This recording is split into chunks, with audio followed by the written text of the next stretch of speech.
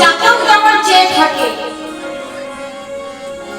কখন মেঘ হবে, কখন বৃষ্টি পড়বে, মেঘের থেকে কখন জল পড়বে, সেই জল কখন পান করবে,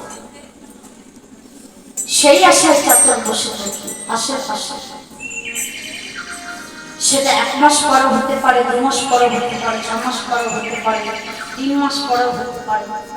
চাতক কি মরে যায় ভাই? মরে না। ঠিক তেমনি আমি তো আশা কতক্ষণে চেয়ে দেখবো আমার কিছু হবে, কারণ আশার জিনিসটাই হচ্ছে এমন জিনিস। আশাটাই তো মানুষ বাঁচে, আশাই মানুষকে বাঁচিয়ে রাখে। আশা যদি না থাকতো তাহলে হয়তো মানুষের জীবনে কিছু হতো না। আশাটা সব থেকে বড় কথা, আশাতেই মানুষ সব করে, আশায়। তাই তো দৃষ্টান্ত একবার আমাদের সারা দেশে হাহাকার পড়ে গেছে, অন্ন জল সবই হাহাকার। এক গ্রামে এক দরিদ্র মা থাকে,